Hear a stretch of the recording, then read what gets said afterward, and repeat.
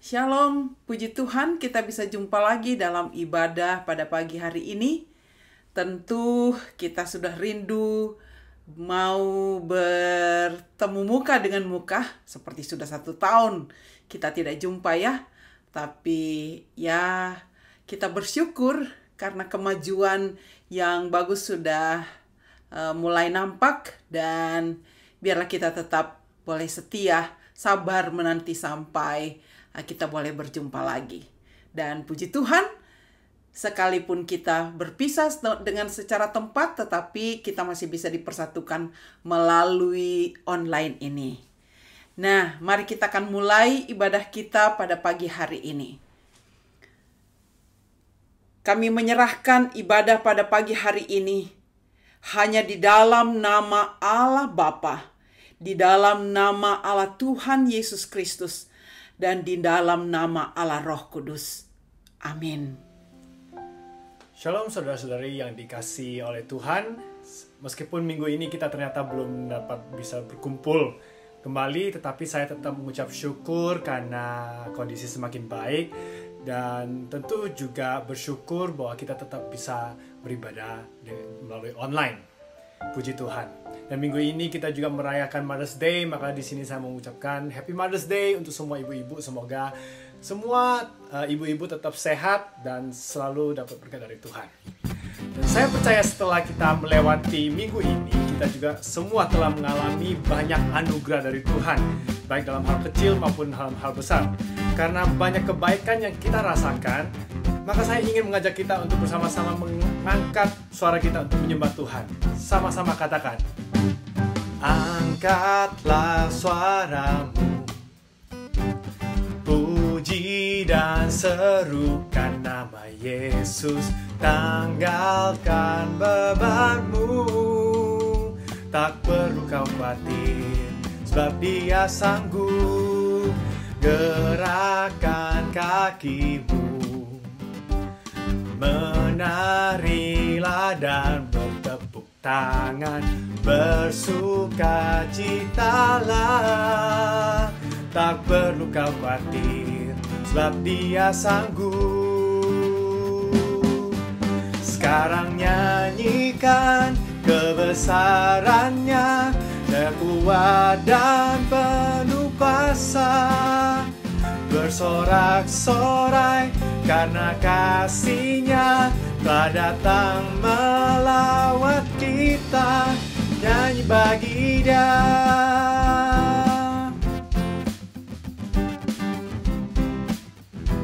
Sekali lagi katakan, angkatlah suaramu. Angkatlah suaramu, puji dan serukan nama Yesus. Tanggalkan bebanmu, tak perlu kau khawatir, sebab Dia sanggup. Gerakan kakimu, menarilah dan bertepuk tangan, bersukacitalah, tak perlu kau khawatir, sebab Dia sanggup.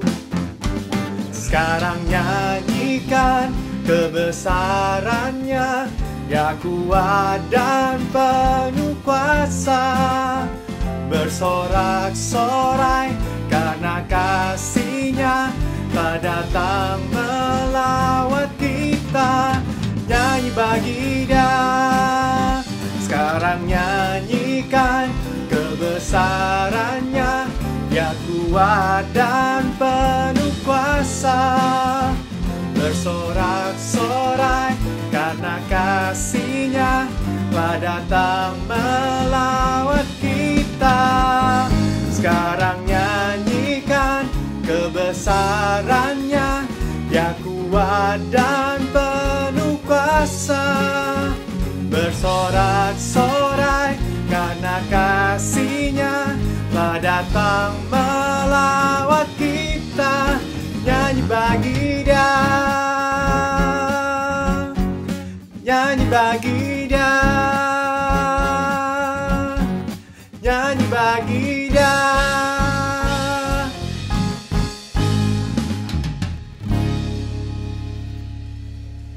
Puji Tuhan, di Mazmur pasal 31 ayat 22 sampai 23 katakan, terpujilah Tuhan, sebab kasih setianya ditunjukkannya kepadaku. Dengan ajaib pada waktu kesesakan, aku menyangka dalam kebingunganku, aku telah terbuang dari hadapan matamu. Tapi sesungguhnya Engkau mendengarkan suara permohonanku ketika aku berteriak kepadamu minta tolong. Bapakku datang menyembahmu di sini. Ku percaya Kau ada bagiku. Bapakku datang menyembahmu di sini. Ku percaya Kau ada bagiku. Tak usah ku takut, sebab Kau sertaku. Tak usah ku bimbang, Kau di dalamku. Tak usah ku cemas, Kau penghiburku. Saat ku lemah, Kau kuatku.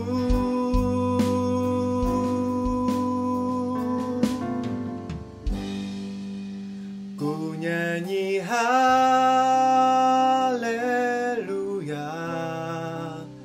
ku nyanyi haleluya. Sungguh Kau hebat, ajaib perkasa perbuatanmu di hidupku.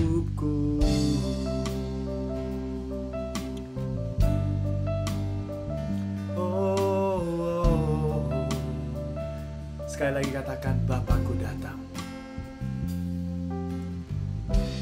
Bapakku datang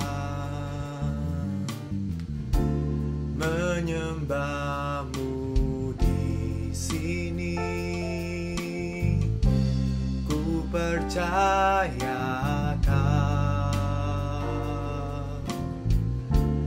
ada bagiku.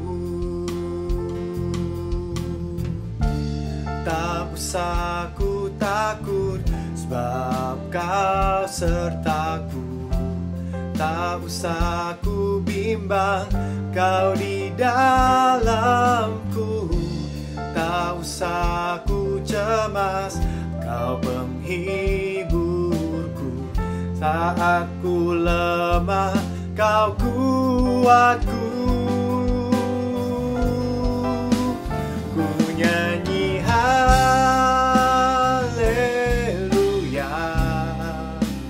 ku nyanyi haleluya. Sungguh Kau hebat, ajaib perkasa perbuatanmu. Sekali lagi katakan, ku nyanyi haleluya, ku nyanyi haleluya, ku nyanyi haleluya. Sungguh Kau hebat, ajaib perkasa perbuatanmu di hidupku.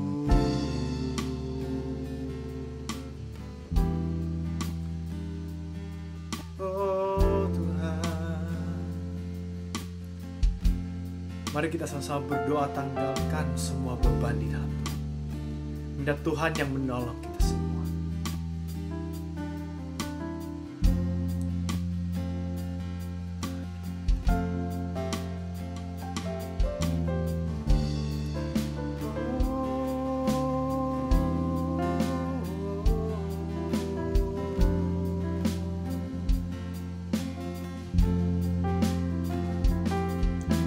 Mazmur 66 ayat 20, terpujilah Allah yang tidak menolak doaku dan tidak menjauhkan kasih setianya daripadaku. Mari kita sekali lagi katakan, tak usah ku takut.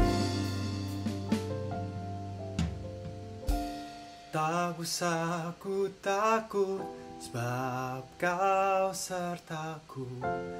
Tak usah ku bimbang, Kau di dalamku. Tak usah ku cemas, Kau penghiburku. Saat ku lemah, Kau kuatku. Ku nyanyi haleluya, ku nyanyi haleluya. Sungguh Kau hebat, ajaib perkasa perbuatanmu. Ku nyanyi haleluya, ku nyanyi haleluya. Sungguh Kau hebat, ajaib perkasa perbuatanmu. Di hidupku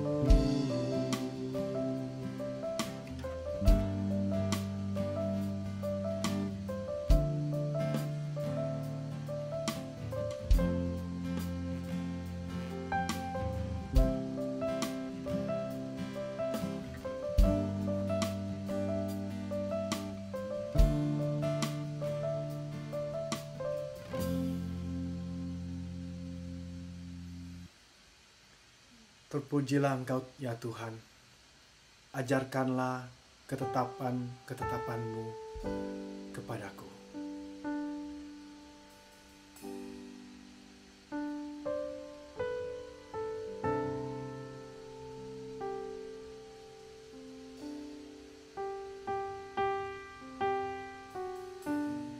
Mari kita bersama-sama jadikan lagu ini doa kita semua. Katakan, ku siapkan hatiku Tuhan.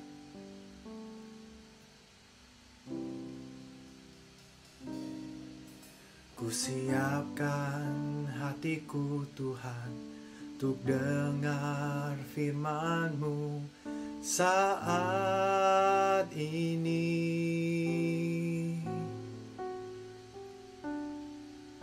Ku sujud menyembah-Mu Tuhan, dalam hadirat-Mu saat ini.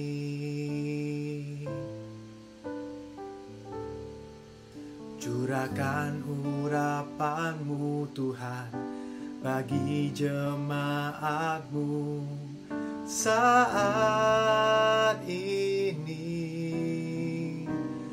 Ku siapkan hatiku Tuhan, untuk dengar firman-Mu. Sekali lagi katakan, ku siapkan hatiku Tuhan, untuk dengar firman-Mu saat ini.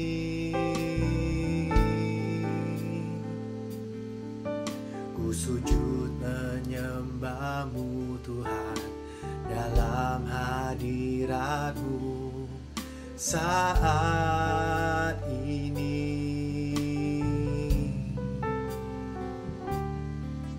Curahkan urapan-Mu Tuhan bagi jemaat-Mu saat ini. Ku siapkan hatiku Tuhan, untuk dengar firman-Mu.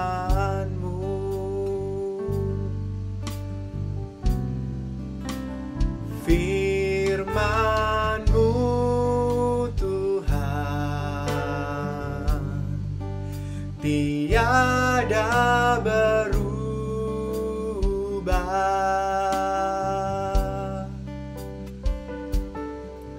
Dahulu, sekarang, selama-lamanya tiada berubah.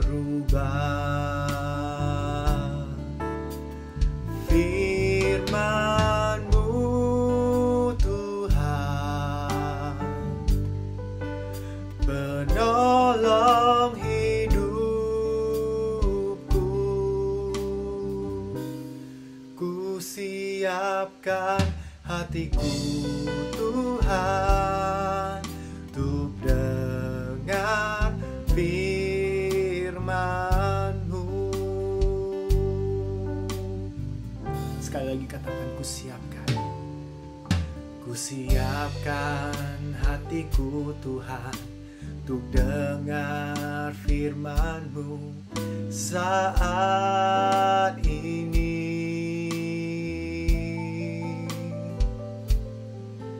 Ku sujud menyembah-Mu Tuhan, dalam hadirat-Mu saat ini.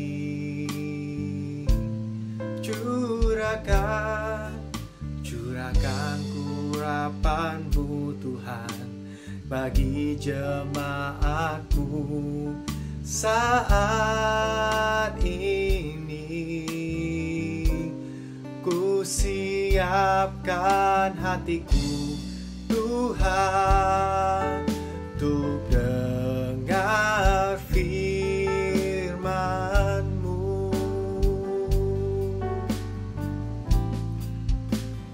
Firman-Mu Tuhan, tiada berubah.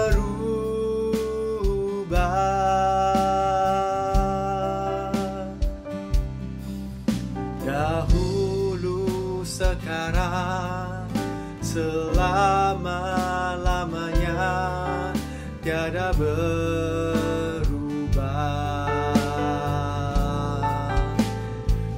Firman-Mu Tuhan,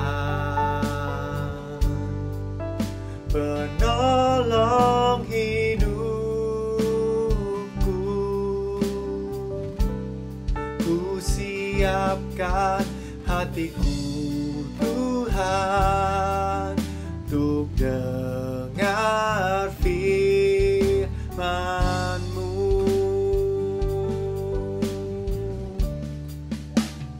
Firman-Mu Tuhan, tiada berubah.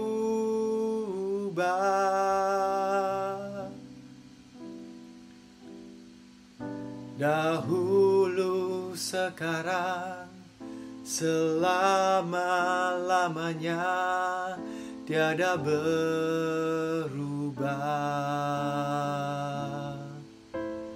Firman-Mu Tuhan, penolong hidupku. Ku siapkan hatiku Tuhan, untuk dengar firman-Mu.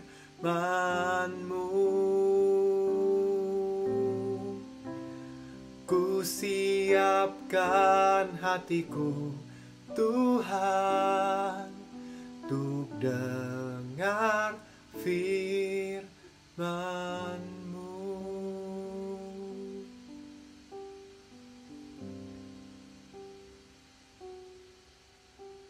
Baik, sama-sama kita akan mendengarkan firman Tuhan, dan kita akan membaca dari Kisah Para Rasul 14 ayat 21 sampai 28. Kisah Rasul pasal 14 ayat 21 sampai 28. Paulus dan Barnabas memberitakan Injil di kota itu dan memperoleh banyak murid. Lalu kembalilah mereka ke Listra, Ikonium, dan Antiokhia. Di tempat itu mereka menguatkan hati murid-murid itu dan menasehati mereka supaya mereka bertekun di dalam iman dan mengatakan bahwa untuk masuk ke dalam kerajaan Allah kita harus mengalami banyak sengsara. Di tiap-tiap jemaat, rasul-rasul itu menetapkan penatua-penatua bagi jemaat itu, dan setelah berdoa dan berpuasa, mereka menyerahkan penatua-penatua itu kepada Tuhan, yang adalah sumber kepercayaan mereka. Mereka menjelajah seluruh Pisidia dan tiba di Pamfilia. Di situ mereka memberitakan firman di Perga, lalu pergi ke Atalia di pantai. Dari situ berlayarlah mereka ke Antiokhia. Di tempat itulah mereka dahulu diserahkan kepada kasih karunia Allah untuk memulai pekerjaan yang telah mereka selesaikan. Setibanya di situ, mereka memanggil jemaat berkumpul, lalu mereka menceritakan segala sesuatu yang Allah lakukan dengan perantaraan mereka, dan bahwa Ia telah membuka pintu bagi bangsa-bangsa lain kepada iman. Di situ mereka lama tinggal bersama-sama dengan murid-muridnya itu. Puji Tuhan, berbahagialah mereka yang membaca, merenungkan, terlebih melakukan firman Tuhan dalam hidupnya tiap-tiap hari. Saudara yang saya kasihi dalam Tuhan Yesus Kristus, dalam melayani Tuhan, dalam menginjili, paling tidak ada dua hal yang akan kita alami. Yang pertama adalah sukacita karena Tuhan memakai kita, dan akhirnya melalui pelayanan yang ada banyak jiwa yang boleh dibawa kepada Tuhan. Dan tentu itu menjadi satu sukacita tersendiri bagi kita. Malaikat di surga saja bersukacita, apalagi kita. Itu tentu ada sukacita tersendiri. Yang kedua, ada pergumulan karena ada tantangan yang harus dihadapi, bahkan bisa juga nyawa kita menjadi taruhannya. Seperti yang dialami oleh Paulus juga di dalam pelayanannya. Memang ada banyak jiwa yang dikatakan dikatakan dalam bagian ini banyak jiwa yang dicapai dari pelayanannya, karena pelayanan dari satu tempat ke tempat yang lain. Tetapi juga ada penderitaan yang harus dialami. Dan kita akan lihat bersama-sama bagaimana Paulus di dalam pelayanannya. Nah, bagian yang kita baca tadi adalah pelayanan Paulus kembali ke Antiokhia. Mengapa? Karena rupanya ada terjadi sesuatu di sebelumnya. Nah, saudara, tapi sebelumnya saya ingin menyampaikan bahwa dalam pelayanan para misioneri ada istilah deputasi. Ya, ini di banyak tempat juga, apalagi pegawai negeri juga ada menggunakan kata ini. Tapi di pelayanan misi atau para misioneri juga ada kata deputasi. Deputasi itu sebelum misioneri berangkat, dia menjalani deputasi. Tujuannya apa?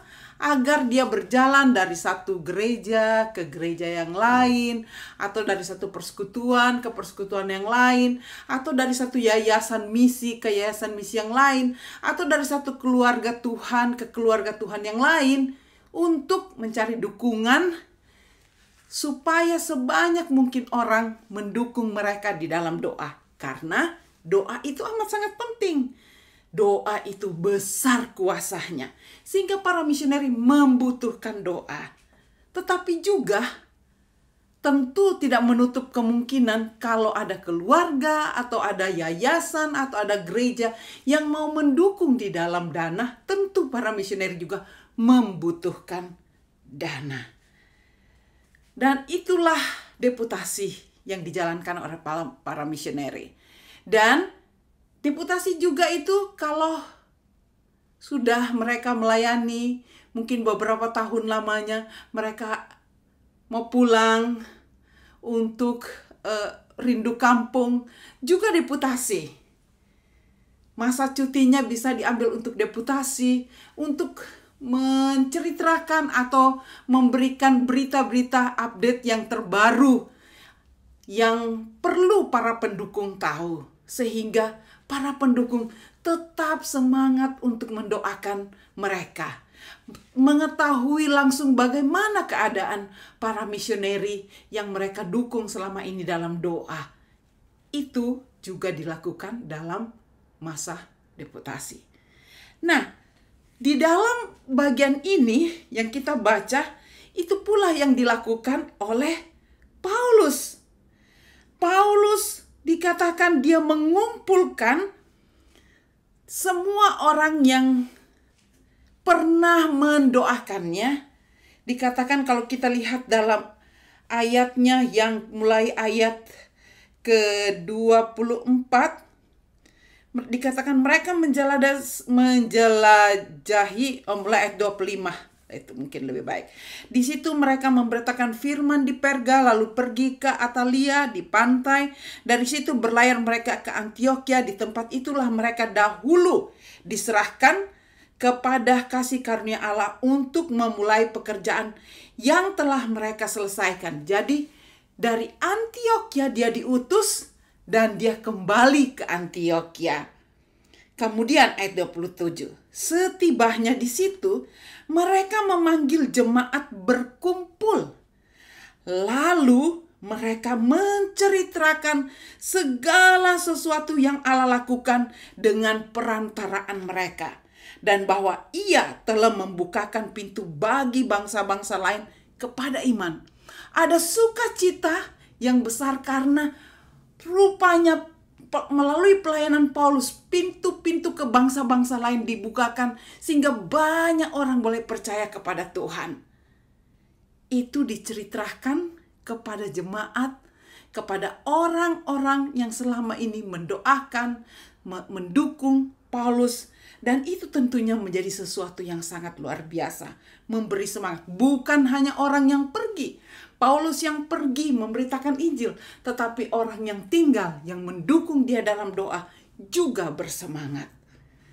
Namun saudara, kalau kita lihat, tidak hanya itu. Kalau kita lihat dalam ayat, mulai ayat 22 atau ayat 21, dikatakan Paulus dan Barnabas memberitakan Injil di kota itu dan memperoleh banyak murid. Lalu kembalilah mereka ke Listra, Ikonium, dan Antioquia. Di tempat itu mereka menguatkan hati murid-murid itu dan menasihati mereka supaya mereka bertekun di dalam iman. Dan mengatakan bahwa untuk masuk kerajaan Allah, kita harus mengalami banyak sengsara. Ada sukacita, tetapi ada berita yang harus disampaikan oleh Paulus, ialah mengalami banyak sengsara. Apa itu, saudara? Itulah yang terjadi kalau kita baca dalam ayat 1 sampai dengan ayat 20.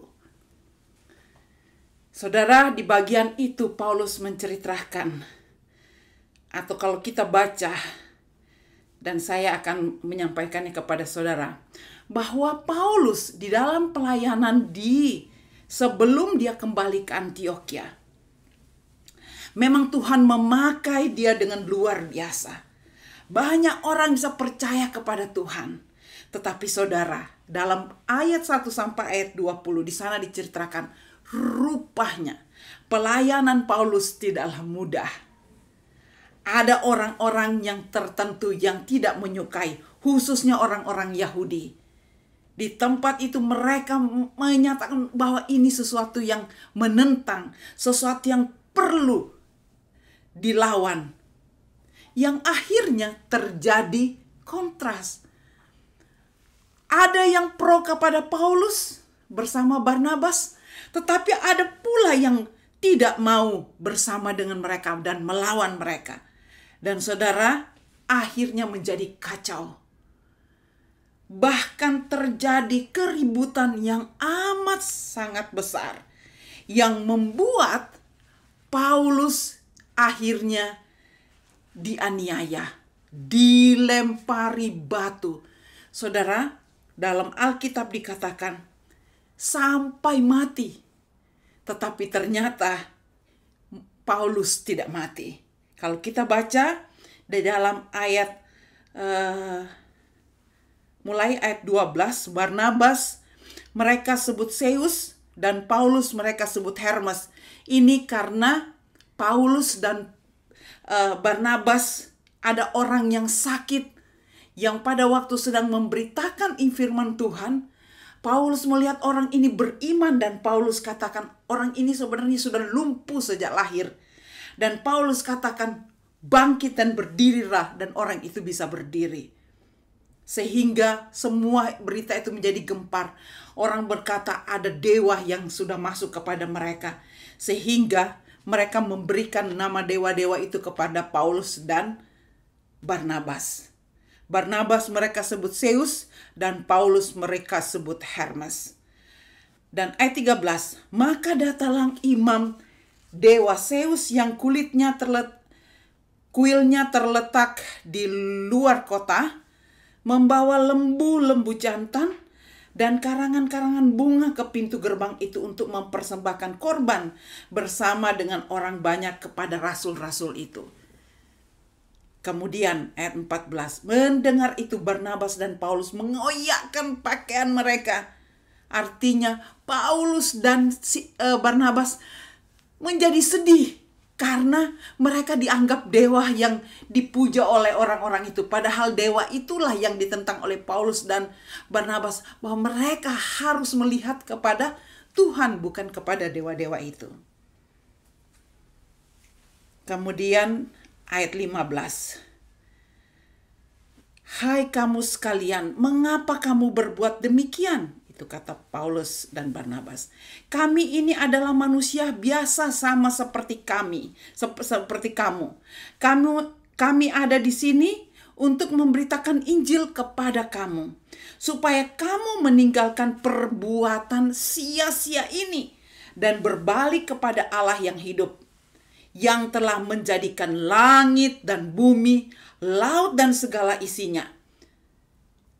Jadi Paulus dan Barnabas justru mengajak supaya orang-orang itu percaya kepada Tuhan.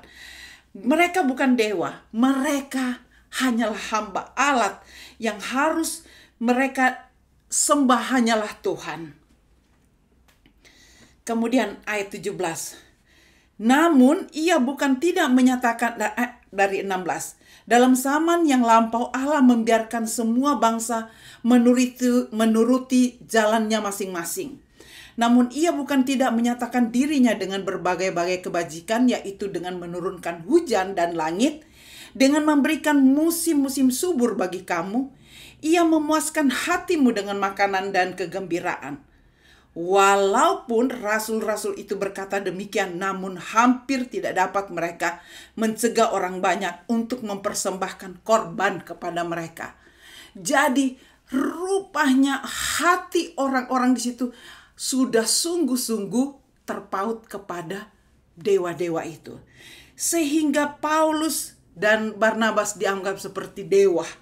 Tetapi mereka terus memberitakan Injil bahwa bukan mereka yang harus disembah, hanya Tuhan. Kemudian ayat 19. Tetapi datanglah orang Yahudi dari Antioquia dan Iconium, dan mereka membujuk orang banyak itu memihak mereka.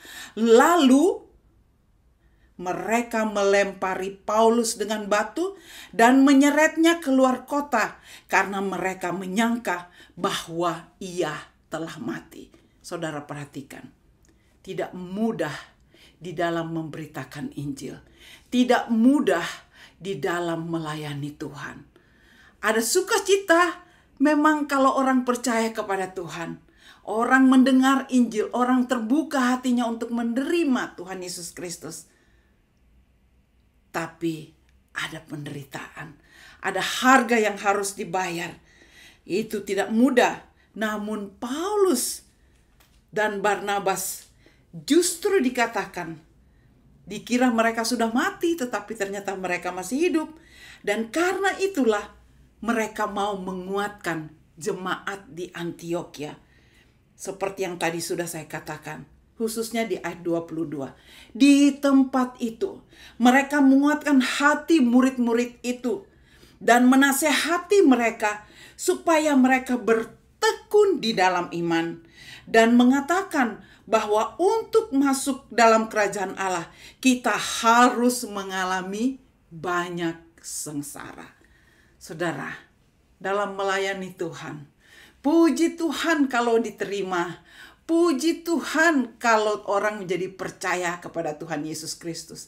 Karena memang itu tanggung jawab kita. Kita suka tidak suka, firman Tuhan katakan, kita harus melayani Tuhan. Kita harus memberitakan Injil Tuhan. Kerajaan Allah harus diberitakan di mana saja kita berada. Tetapi ada juga tantangan. Karena itu Paulus mengingatkan jemaat di Antiokhia, harus siap. Kerajaan Allah, kalau mau masuk kerajaan Allah harus mengalami banyak sengsara.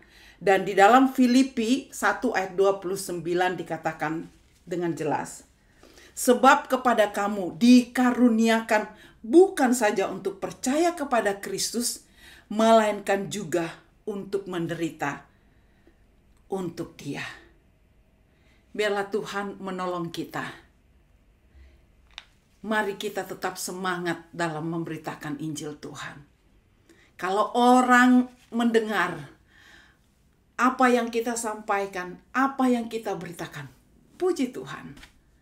Tetapi jika harus kita mengalami sesuatu yang menderita, yang membuat kita susah, membuat kita sengsara, itu juga puji Tuhan. Mengapa?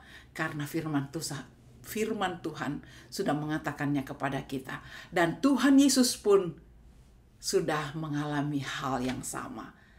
Dia tidak hanya datang ke dunia ini dengan senang-senang, tetapi dia bahkan memberikan hidupnya menderita bagi kita di atas kayu salib. Biarlah kita tetap semangat dalam memberitakan kasih karunia Allah yang Tuhan anugerahkan dalam Tuhan Yesus Kristus. Sehingga bukan hanya saya dan saudara diselamatkan oleh Tuhan, tetapi dunia ini diselamatkan oleh Tuhan Yesus Kristus. Amin. Karena Tuhan Yesus mengasihi kita semua. Tuhan memberkati. Amin. Mari kita berdoa. Tuhan, kami berterima kasih melalui pelayanan Paulus dan Barnabas dan semua orang-orang percaya sebelumnya, murid-murid Tuhan yang begitu semangat melayani Tuhan. Mereka sampai juga menderita, bahkan nyawa mereka menjadi taruhannya. Tetapi mereka terus bersemangat melayani Tuhan. Biarlah Tuhan juga menolong kami. Biar kami tidak lengah di tengah-tengah situasi kami yang begitu nyaman dan aman di Hong Kong ini. Tetapi dimanapun kami berada, kami mau menjadi saksi-Mu. Karena Tuhan tidak hanya mengasihi kami, tetapi Tuhan mengasihi dunia ini. Biarlah Tuhan memakai kami, apa adanya kami di tengah lingkungan kami. Terima kasih Tuhan, Engkau memberkati semua kami, supaya kami sungguh didapati tetap setia untuk menjadi saksi-Mu dimanapun kami berada. Terima kasih Tuhan Yesus. Kami berdoa juga untuk semua dunia ini yang sedang mengalami masa-masa yang sulit karena COVID-19 ini. Kami berdoa Tuhan, mari Engkau memberkati. Engkau menolong semua pemerintah yang ada.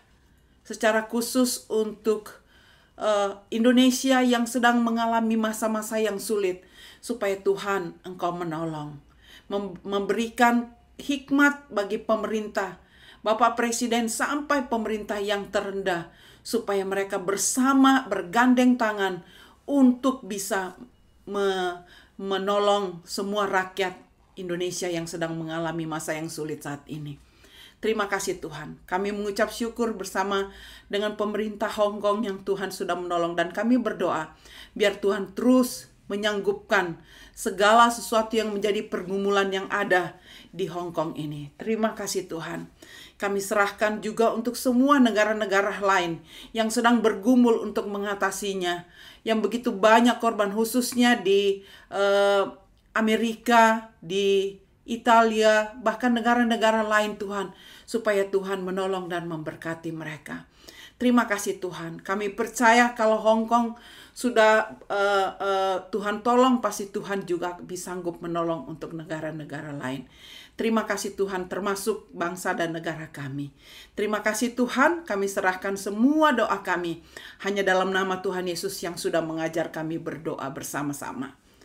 Bapa kami di dalam surga, dikuduskanlah namamu, datanglah kerajaanmu. Jadilah kehendak-Mu di bumi seperti di surga. Berikanlah kami pada hari ini makanan kami yang secukupnya. Dan ampunilah kami akan segala kesalahan kami. Seperti kami juga mengampuni orang yang bersalah kepada kami. Dan jangan membawa kami ke dalam pencobaan. Tetapi lepaskanlah kami daripada yang jahat. Karena Engkaulah yang punya kerajaan dan kuasa dan kemuliaan. Sampai selama-lamanya. Amin. Bersama semua orang percaya, kita akan bersama-sama mengucapkan pengakuan iman rasuli. Mari kita ucapkannya bersama-sama. Aku percaya kepada Allah, Bapa yang Maha Kuasa, Khalik langit dan bumi, dan kepada Yesus Kristus, anaknya yang tunggal Tuhan kita, yang dikandung dari Roh Kudus, lahir dari anak darah Maria, yang menderita sengsara di bawah pemerintahan Pontius Pilatus, disalibkan, mati dan dikuburkan. Turun ke dalam kerajaan maut. Pada hari yang ketiga, bangkit pula dari antara orang mati. Naik ke surga. Duduk di sebelah kanan Allah, Bapa yang Maha Kuasa. Dan dari sana ia akan datang untuk menghakimi orang yang hidup dan yang mati. Aku percaya kepada Roh Kudus, gereja yang kudus dan am, persekutuan orang kudus, pengampunan dosa, kebangkitan tubuh dan hidup yang kekal. Amin. Puji Tuhan, kiranya firman Tuhan ini dapat menjadi berkat bagi kita semua dan memberi semangat kepada kita untuk kita jalankan perintah Tuhan. Kemenangan pasti akan terjadi.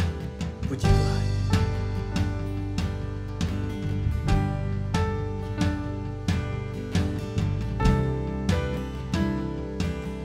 Mari sama-sama menyembah.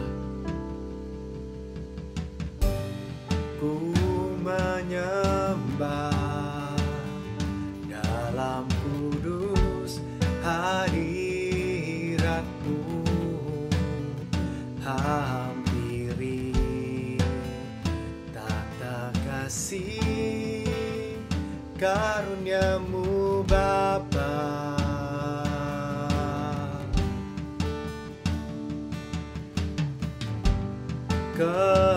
Kekuatanku hanya dalam hadirat-Mu, Yesusku.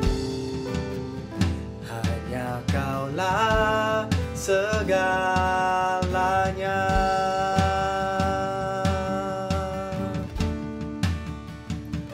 Ku yakin Kau hadir di sini. Ku rasakan kuasa yang tak terbatas. Ku yakin Kau hadir di sini. Kemenangan terjadi di sini.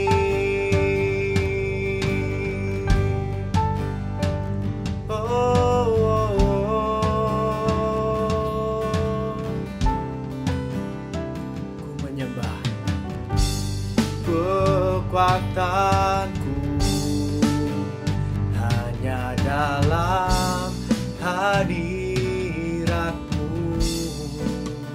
Yesusku. Hanya Kaulah segalanya.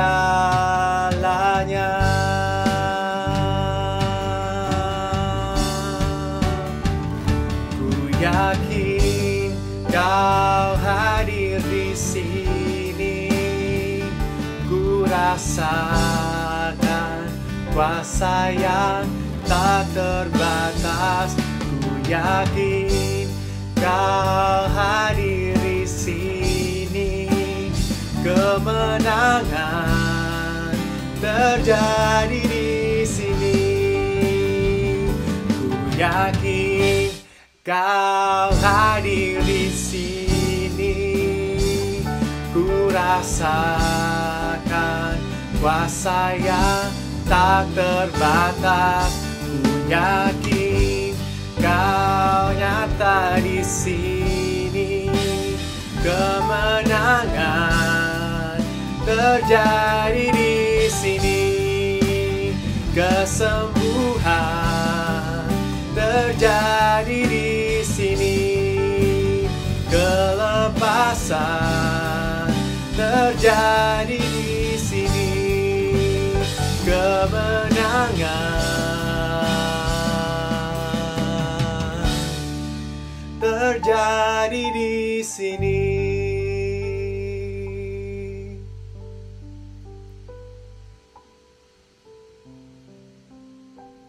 Mari saudara, kita akan mengakhiri ibadah kita pada hari ini dengan bersama-sama menerima berkat.